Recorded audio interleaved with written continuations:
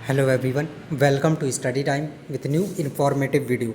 उत्तर प्रदेश लोक सेवा आयोग से आपकी समीक्षा अधिकारी और सहायक समीक्षा अधिकारी RO ARO 2023 की जो वैकेंसी है उसका नोटिफिकेशन जो है आ गया है और जो फॉर्म है वो फिल करना स्टार्ट हो चुका है।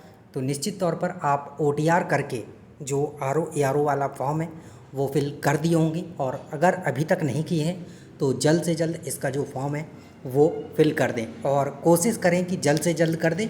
और अगर दिन में नहीं हो रहा है तो रात में इसका जो फॉर्म फिल करने का है वो प्रयास करें ताकि जल्द से जल्द आपका जो फॉर्म है वो फिल हो जाए। कोई भी जो दिक्कत है, समस्या है और फॉर्म फिल नहीं हो पा रहा है, इन सब चीज़ों को झेलना ना पड़े। तो जो भी विद्यार्थी RO ARO की तैयारी कर रहे हैं और लगे हुए हैं पूरे फोकस के साथ कि इस बार उन्हें सिलेक्शन लेना ही लेना है, तो इस समय सबसे बड़ा जो सवाल है वो बना हुआ है कि आखिर इसका एग्ज़ाम कब होगा। दिसंबर में होगा, जनवरी में होगा? क्योंकि पहले तक ये चर्चा चल रही थी कि दिसंबर तक इसका जो एग्ज़ाम है वो करवाया जा सकता है, लेकिन अभी कुछ दिन पहले से ही 2-3 ऐसी डेट जो है निकल कर सामने आ रही है कि इस तिथि में जो आपका एग्ज़ाम है वो होगा।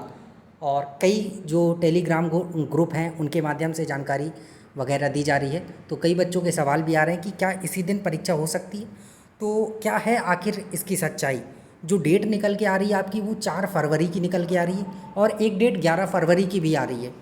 हालांकि ये अपडेट तो पहले से चली आ रही है कि जनवरी या दिसंबर में आपका एग्ज़ाम हो सकता है, लेकिन इतना लंबा यानी कि फरवरी में आपका एग्ज़ाम पहुंच जाएगा, क्या ये संभव है? क्या सच में इसी तारीख में होगी परीक्षा या फिर कुछ पहले हो जाएगी या बाद में होगी? तो क्या है, तो देखिए अभी आपके जो फॉर्म है वो फिल हो रहे हैं और अभी अक्टूबर चल रहा है, इसके बाद आपका नवंबर, दिसंबर, तो दिसंबर में होने की कोई भी चांसेस नहीं है। जनवरी की जो अपडेट है वो मुझे भी प्राप्त हुई है और पहले भी आपको जानकारी दी थी कि जो जनवरी में है वो आपका एग्ज़ाम जो है हो सकता है।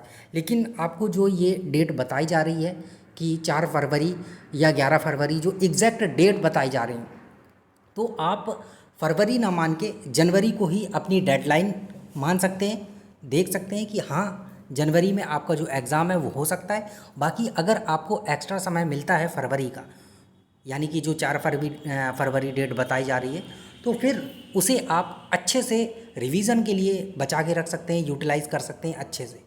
तो आप जो अपनी डेट है वो जनवरी की डेडलाइन बनाकर रखें कि 15 जनवरी तक आपका जो एग्ज़ाम है वो हो जाएगा।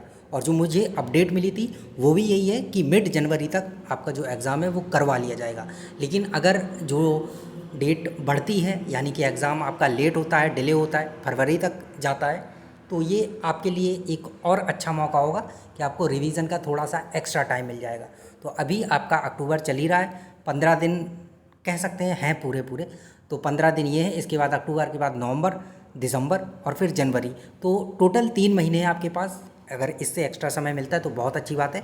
लेकिन 4 फरवरी या एग्जैक्ट डेट की अगर बात की जाए तो ऐसी कोई भी अपडेट मुझे प्राप्त नहीं हुई है, क्योंकि लोक सेवा आयोग में और भी अन्य जगह से जो जानकारी प्राप्त होती है सभी जगह से प्राप्त करने की जो कोशिश है वो की, लेकिन कहीं से भी एग्जैक्ट डेट का ऐसा वो नहीं हुआ है।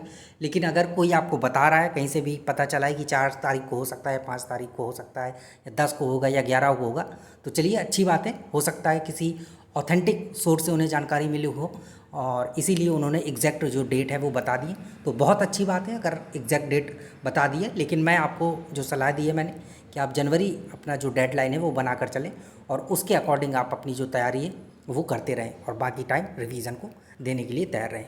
तो चलिए मिलते हैं न्यू इन्फॉर्मेटिव वीडियो के साथ। और अभी भी आपकी कोई क्वेरी है, कोई क्वेश्चन है, तो आप कमेंट सेक्शन के माध्यम से पूछ सकते हैं। Thank you.